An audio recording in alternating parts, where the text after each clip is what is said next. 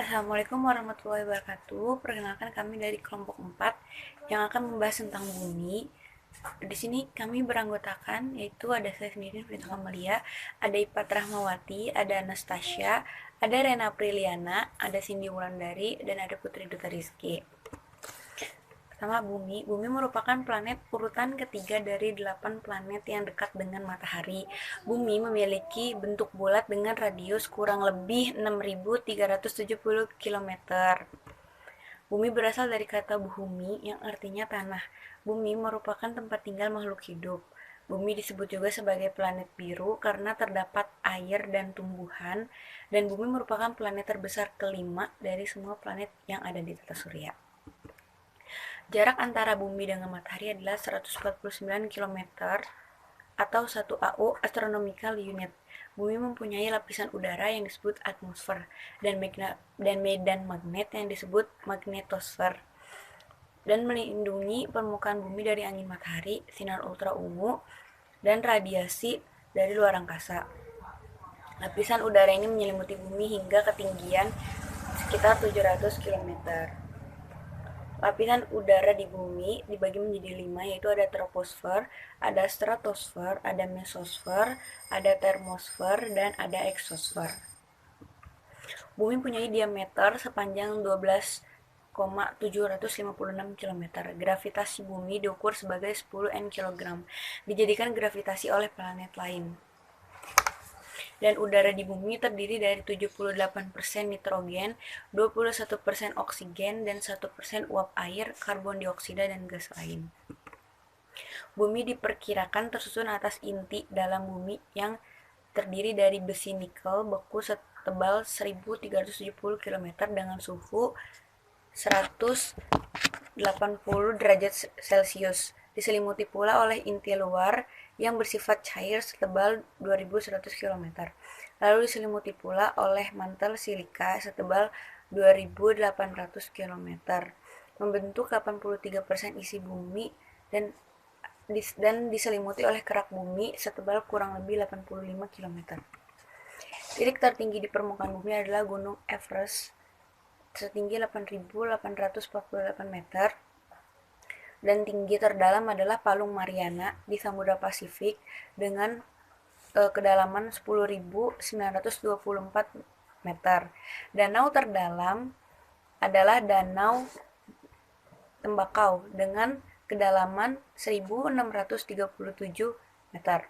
Sedangkan danau terbesar adalah Danau Laut Kaspia dengan luas 394,299 km persegi.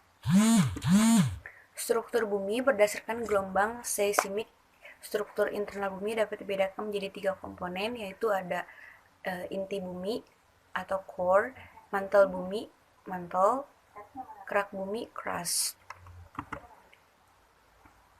Dan selanjutnya akan dibacakan oleh selanjutnya yaitu kerak bumi. Kerak bumi merupakan bagian terluas dari lapisan bumi yang memiliki ketebalan 5-80 km. Kerak dengan mantel dibatasi oleh morfologi diskonituri. Kerak bumi tersusun dari mineral silikot lainnya. Kerak bumi dibedakan menjadi 2, yaitu ada kerak bumi samudra dan kerak bumi benua. Di sini kita akan membahas tentang kerak bumi samudra. Kerak bumi samudra itu tersusun oleh mineral yang kaya akan CV, kemudian disebut sima ya. Kemudian dengan lapisan jenis rata-rata 3 gram. Kerak samudra biasanya disebut lapisan basalit karena bantuan penyusunnya terutama komposisi basal. Kemudian ada kerak benua tersusun oleh kaya akan Si dan Al, oleh karenanya disebut sebagai Sia. Ketebalannya itu 3-80 km, rata-ratanya itu 35 km. Kemudian dilapisi disebut dengan lapisan granitis karena bantuan penyusun terutama terdiri dari baturan yang komposisinya granit. Kemudian di sini ada inti bumi. Inti bumi merupakan lapisan yang terdapat pada bumi. Hal ini disebabkan oleh suhu yang sangat tinggi dan memiliki suhu tekanan yang sangat besar. sehingga dalam lapisan inti ini memiliki bentuk yang keadaannya sangat padat terhadap massa bumi. Kemudian di sini ada inti bumi terbagi menjadi dua, yaitu inti luar dan inti dalam. Inti luarnya itu merupakan zat cair yang memiliki kedalaman 2.900 sampai 5.100 km. Kalau inti dalamnya itu berupa zat padat yang berkedalaman 5.911 sampai 6.371.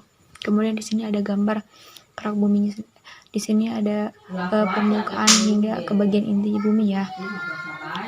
Kemudian ada dari data geografis mineral inti, bumi memiliki berat jenis sama dengan jenis meteorit logam yang terdiri dari besi dan nikel. Atas dasar ini, para ahli bahwa inti bumi tersusun dari senyawa besi dan nikel.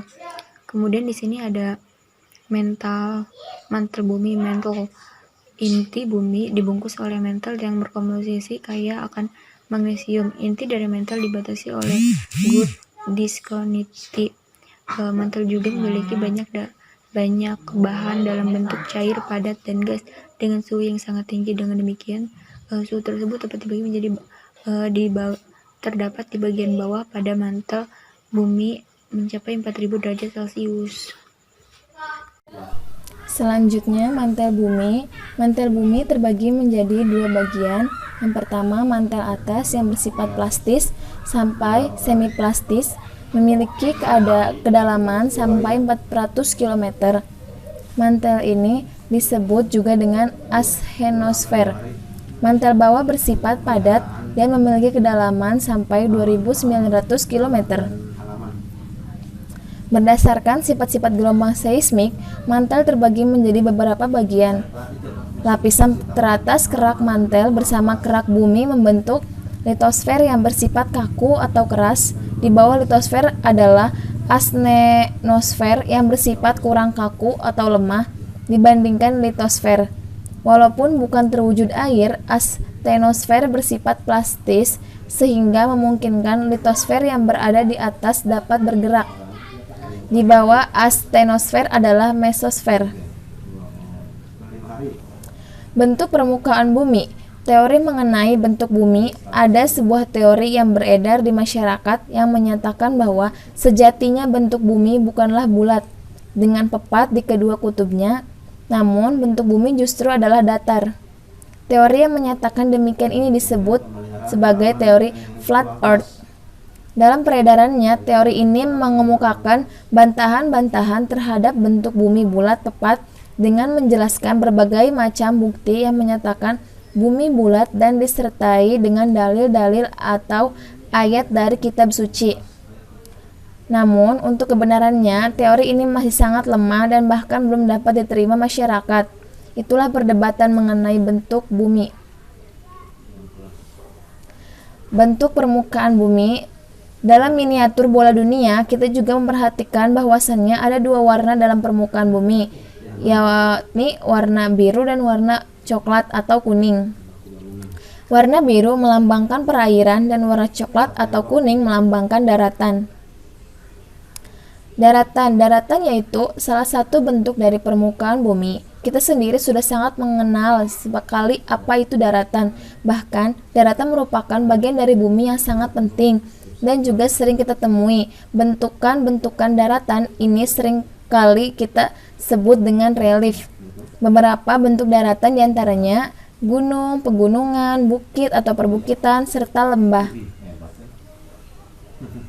Gunung yaitu bentuk relief yang mempunyai 3 bagian, yakni puncak, lereng, dan juga kaki gunung. Mengenai jenis gunung di dunia ini ada 2 macam, yakni gunung aktif dan gunung tidak aktif. Gunung aktif yaitu sebutan bagi gunung berapi. Gunung berapi merupakan gunung yang masih aktif mengeluarkan isi atau material-material yang ada di permukaan bumi. Gunung berapi pada saat mengeluarkan isi perut bumi disebut dengan peristiwa erupsi. Erupsi gunung berapi ini dapat terjadi dalam satu periode.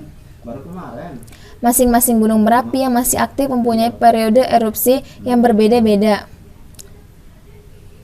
Erupsi gunung dapat menimbulkan bencana alam yang sangat dahsyat, namun beberapa erupsi gunung tidak terlalu besar dalam menimbulkan dampak negatif. Ada banyak sekali jenis api yang aktif di Indonesia. Gunung-gunung ini selalu mengalami erupsi dalam beberapa waktu. Adapun contoh gunung aktif yang ada di Indonesia adalah Gunung Merapi, Gunung Kelud, Gunung Bromo, Gunung Sinabung, dan lainnya. Dan yang kedua, gunung tidak aktif. Gunung yang tidak aktif merupakan jenis gunung yang tidak mengeluarkan isi perut bumi lain. Dengan kata lain, gunung yang tidak aktif ini adalah gunung yang tidak mengalami peristiwa erupsi lagi. Hal ini bisa disebabkan karena beberapa faktor. Gunung yang tidak aktif ini bisa saja pada awalnya merupakan gunung berapi yang masih aktif, yang kemudian akan memudar keaktifannya dan menjadi gunung yang tidak aktif. Namun, ada pula gunung yang memang tidak mengalami peristiwa erupsi sama sekali. Contoh gunung berapi yang tidak aktif lagi di Indonesia. Adapun Gunung Tangkuban Perahu. Pegunungan, jenis atau bentuk relief daratan yang selanjutnya adalah pegunungan. Pegunungan meskipun dari namanya mirip dengan gunung, namun keduanya mempunyai beberapa perbedaan. Yang dimaksud dengan pegunungan adalah kumpulan dari beberapa gunung.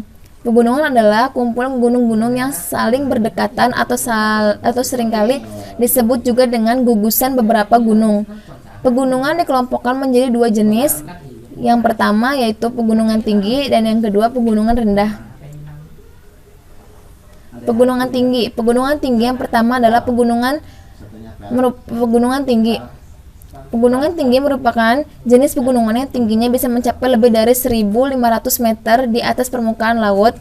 Ada sebuah contoh pegunungan tinggi yang sangat terkenal di Asia, yaitu pegunungan Alpen. Jenis pegunungan yang kedua adalah gunung rendah. Pegunungan rendah tentunya berbeda dengan pegunungan tinggi. Perbedaan ini terletak pada tingginya pegunungan tersebut.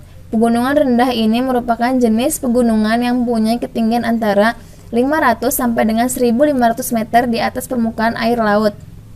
Meski dikatakan bahwasannya pegunungan merupakan kumpulan dari beberapa gunung, namun perlu diketahui bahwasannya pegunungan ini tidak mengalami erupsi seperti yang dialami oleh gunung berapi atau gunung aktif. Bukit atau perbukitan. Jenis relief daratan yang selanjutnya adalah bukit atau perbukitan. Perbukitan lagi-lagi merupakan jenis bentang atau ala atau relief yang berupa tonjolan di daratan. Lembah merupakan bentuk relief dari beberapa bumi yang selanjutnya. Jika kita mengenal permukaan bumi yang menonjol, selanjutnya kita akan menemui bentukan relief yang berupa cekungan. Yang kita akan bicarakan adalah lembah. Lembah merupakan dataran rendah yang ada di sekitar perbukitan. Jika perbukitan merupakan dataran yang tinggi, maka lembah tersebut merupakan dataran rendah yang ada di sekitarnya. Lembah ini biasanya merupakan daerah yang digunakan masyarakat sebagai tempat tinggal. Di lembah ini pula udara yang dirasakan lebih hangat daripada yang ada di pegunungan. Terima kasih.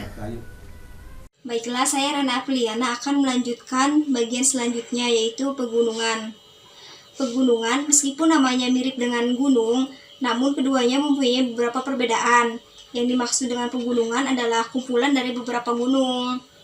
Nah, pegunungan adalah kumpulan gunung-gunung yang saling berdekatan atau seringkali disebut dengan gugusan beberapa gunung. Kemudian selanjutnya ada pegunungan tinggi. Nah, pegunungan tinggi merupakan jenis pegunungan yang tingginya bisa mencapai lebih dari 1.500 meter di atas permukaan air laut. Ada sebuah contoh pegunungan tinggi yang sangat terkenal di Asia, yaitu pegunungan Alpen. Nah, kemudian kedua ada pegunungan rendah. Jenis pegunungan ini adalah pegunungan rendah. Tentunya berbeda dengan pegunungan tinggi. Perbedaan ini terletak pada tingginya pegunungan tersebut. Pegunungan rendah ini merupakan jenis pegunungan yang mempunyai ketinggian antara 500 sampai 1.500 meter di atas permukaan air laut. Indonesia sendiri merupakan negara yang kaya akan pegunungan, sehingga jenis pegunungan rendah ini tentu saja berada di Indonesia. Selanjutnya ada bukit atau perbukitan. Nah, gunung seperti halnya dengan gunung dan pegunungan perbukitan mempunyai ketinggian yang maksudnya yang mempunyai ketinggian lebih daripada daerah di sekitarnya. Yang dimaksud bukit atau perbukitan adalah wilayah di permukaan bumi yang memiliki ketinggian antara 200 sampai 500 meter di atas permukaan laut. Mengenai bentuknya, bentuk pembukitan ini hampir menyerupai bentuk pegunungan, namun memiliki ketinggian yang lebih rendah atau tidak setinggi pegunungan. Dan biasanya bukit ini memiliki udara yang lebih sejuk dibanding dengan dataran yang lebih rendah. Nah, selanjutnya ada lembah. Lembah merupakan bagian bumi juga lembah merupakan dataran rendah yang ada di sekitar perbukitan. Jika perbukitan merupakan dataran yang tinggi, maka lembah merupakan dataran yang rendah. Nah, selanjutnya ada perairan. Jika kita lihat dengan seksama, maka warna biru di air ini lebih dominan daripada daratan. Jenis perairan terbagi menjadi dua, yaitu samudra dan lautan. Permukaan laut adalah suatu wilayah yang ditutupi oleh perairan. Kita tidak dapat melihat permukaan air laut ini secara langsung karena letaknya yang sangat dalam. Kemudian dataran lautan terdiri dari dangkalan atau paparan benua, ambang laut, punggung laut, gunung laut, pulau karang, lubuk laut atau beken, dan palung laut. Selanjutnya kemudian ada dangkalan atau paparan benua. Nah, bentuk dangkalan, jadi maksudnya dangkalan ini merupakan permukaan laut juga yang luasnya memiliki kedalaman kurang dari 200 meter. Contohnya itu paparan atau dangkalan ini adalah dangkalan Sunda dan dangkalan Sahul. Kemudian selanjutnya ada ambang laut. Nah, ambang laut merupakan permukaan daratan laut atau dataran laut dangkal dan juga sebagai pemisah dua buah lautan yang dalam. Contohnya dari ambang laut ini adalah ambang laut Sulu dan juga ambang Gibraltar. Kemudian ada punggung laut. Punggung laut merupakan bentuk permukaan laut yang mempunyai bukit, sehingga punggung laut ini merupakan bukit yang berada di dalam laut. Meskipun demikian, punggung laut ini tidak sampai muncul ke permukaan, jadi hanya di punggung lautnya saja, tapi tidak muncul di permukaan. Kemudian ada gunung laut. Gunung laut merupakan permukaan laut yang sama halnya dengan gunung di daratan. Hanya saja perbedaannya terletak pada tempatnya. Jadi bedanya itu di bagian tempatnya antara gunung dan gunung laut. Nah, gitu. Gunung laut ini terletak di bawah laut. Sama juga dengan gunung di daratan. Gunung laut ini ada yang aktif dan ada yang tidak aktif. Sekian, dan selanjutnya akan dilanjutkan oleh teman saya. Selanjutnya ada Pulau Karang. Jadi Pulau Karang merupakan bentuk permukaan laut yang berbentuk seperti halnya pulau yang terdiri atas batuan dan juga karang yang jumlahnya sangat banyak. Nah, batuan karang juga terbentuk atas binatang-binatang yang sudah mati dan bertumpuk menjadi satu. Nah, selanjutnya ada lubuk laut atau beken. Jadi lubuk laut atau beken juga merupakan permukaan laut yang memiliki bentuk seperti cekungan besar dan juga lebar yang sangat dalam. Selanjutnya ada palung laut. Jadi palung laut juga dikenal sebagai jurang laut. Nah, palung laut juga berbentuk sempit, gelap, dan juga memanjang ke bawah seperti huruf V. Nah, palung laut juga merupakan permukaan laut yang paling dalam. Selanjutnya ada litosfer.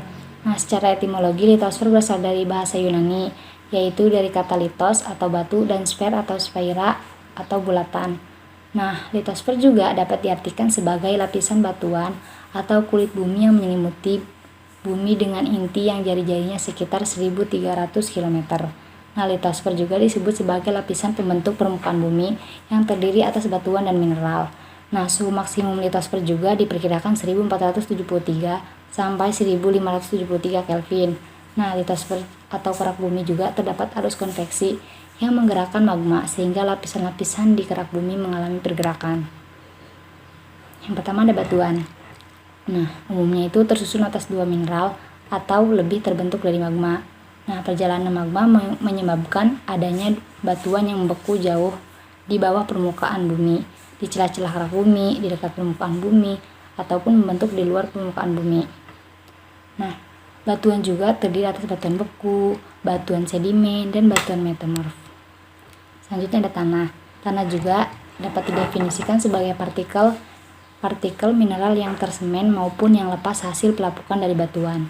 Nah, kandungan mineral dan bahan organik atau bahan induknya itu, faktor pembentuknya adalah bahan induk, iklim organisme, topografi, dan waktu. Nah, horizon tanah juga merupakan lapisan-lapisan hasil proses pembentukan tanah.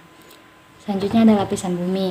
Nah, lapisan bumi juga terbagi menjadi 3 bagian. Yang pertama ada barisfer, kedua ada lapisan perantara atau astenosfer atau mantel, yang ketiga ada litosfer. Nah, barisfer juga terdiri atas bahan padat yang terbentuk dari lapisan nive atau nikel dan besi. Jari-jarinya itu sekitar 3.470 km dengan batas luar sekitar 2.900 km di bawah permukaan bumi. Nah, barisfer juga disebut sebagai lapisan inti bumi.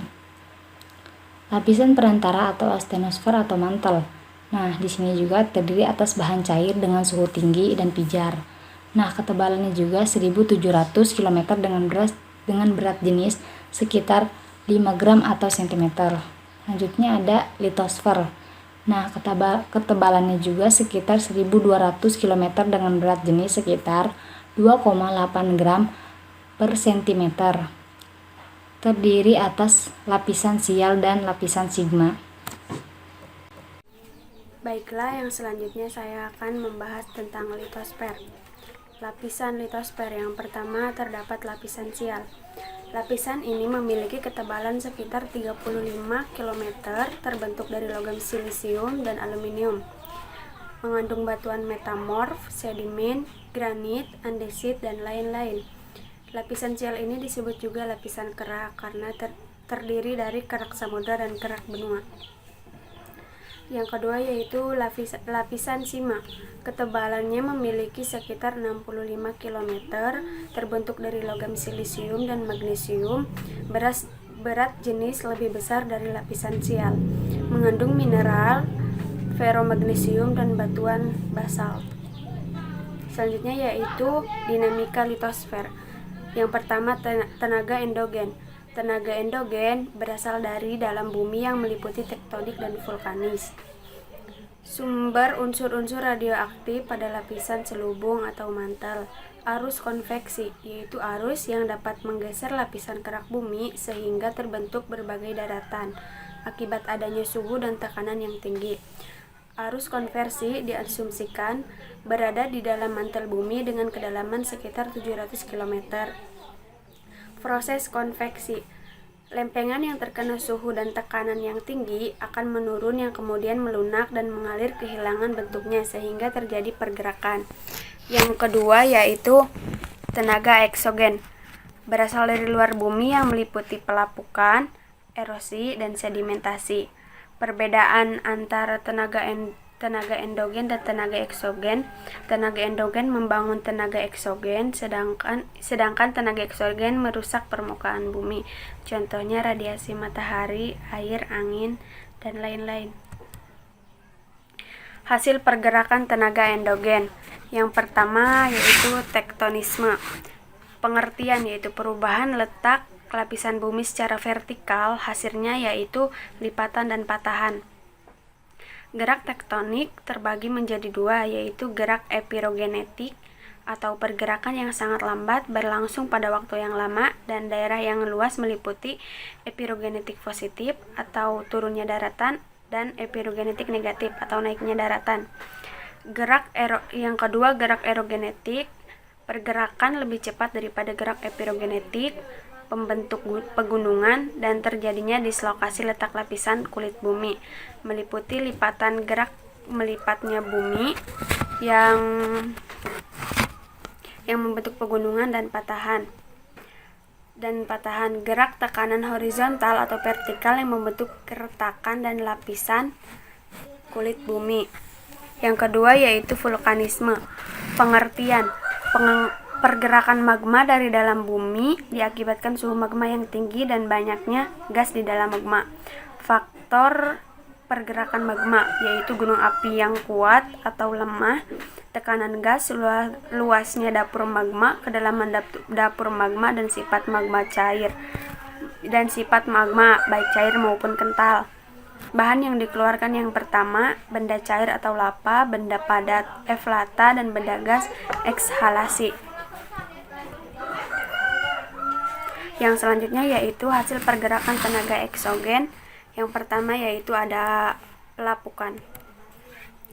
Pelapukan merupakan perusakan batuan karena adanya pengaruh cuaca, temperatur air, atau organisme. Terjadinya pada lapisan kulit bumi bagian luar. Ketebalannya bergantung pada penyebab pelapukan, baik di daerah tropis maupun di daerah sedang. Lamanya proses pelapukan bergantung pada bahan induknya. Macam-macam pelapukan: yang pertama, pelapukan kimiawi; yang kedua, pelapukan organis; yang ketiga, pelapukan fisis atau mekanis. Yang kedua yaitu erosi. Erosi yaitu proses pengangkatan lapisan tanah yang disebabkan oleh air, baik air sungai maupun air laut, angin, dan glester. Dampak erosi: puncak-puncak gunung dari berbentuk tajam menjadi lebih rendah atau dangkal dan bulat akibat pengendapan bahan-bahan dan pengikisan di lereng. Gaya gesekan pada saat pengangkutan lapisan menyebabkan adanya perubahan ukuran batuan. Bentuk-bentuk erosi: yang pertama, erosi permukaan, sheet erosion; yang kedua, erosi alur, rill erosion; yang ketiga, erosi parit, gully erosion; dan selanjutnya erosi tebing sungai dan longsor. Yang ketiga yaitu pengendapan atau sedimentasi, yaitu proses pengendapan material hasil erosi terjadi pada daerah cekung, datar, atau bagian bawah dari suatu lereng. Dapat menyebabkan pendangkalan sungai. Perbedaan akan bentuk muka bumi akan menyebabkan kandungan mineral dan di batuan pun berbeda. Kandungan mineral berguna bagi kehidupan masyarakat. Contohnya adalah sebagai berikut. Yang pertama yaitu sumber energi, diantaranya yaitu batu bara, minyak bumi, dan uranium. Yang kedua yaitu sumber pengelolaan pertanian, di mana diantaranya yaitu nitrogen dan fosfat. Yang ketiga yaitu sumber produksi industri, diantaranya yaitu besi dan aluminium. Mungkin hanya itu yang bisa kelompok kami sampaikan. Kurang dan lebihnya mohon maaf. Wassalamualaikum warahmatullahi wabarakatuh.